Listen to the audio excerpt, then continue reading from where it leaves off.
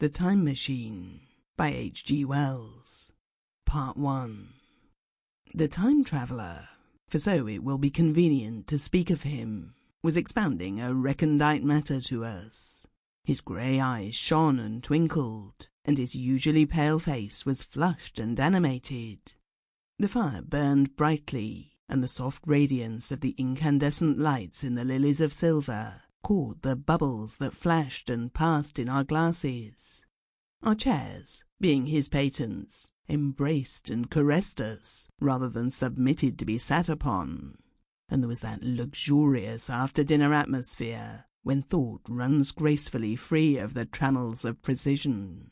And he put it to us in this way, marking the points with a lean forefinger, as we sat and lazily admired his earnestness over this new paradox, as we thought it, and his fecundity. You must follow me carefully. I shall have to controvert one or two ideas that are almost universally accepted. The geometry, for instance, that they taught you at school is founded on a misconception. Is that not rather a large thing to expect us to begin upon? Asked Philby, an argumentative person with red hair. I do not mean to ask you to accept anything without reasonable ground for it. You will soon admit as much as I need from you. You know, of course, that a mathematical line, a line of thickness nil, has no real existence. They taught you that. Neither has a mathematical plane.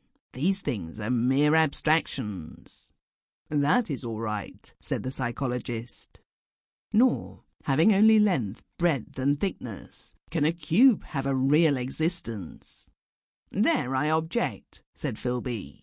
Of course a solid body may exist, all real things. So most people think, but wait a moment, can an instantaneous cube exist? Don't follow you, said Philby. Can a cube that does not last for any time at all have a real existence? Philby became pensive. Clearly, the time traveller proceeded, any real body must have an extension in 4 directions. It must have length, breadth, thickness, and duration. But through a natural infirmity of the flesh, which I will explain to you in a moment, we incline to overlook this fact. There are really 4 dimensions, 3 which we call the 3 planes of space, and a 4th, time. There is, however, a tendency to draw an unreal distinction between the former 3 dimensions and the latter, because... Sample complete. Ready to continue?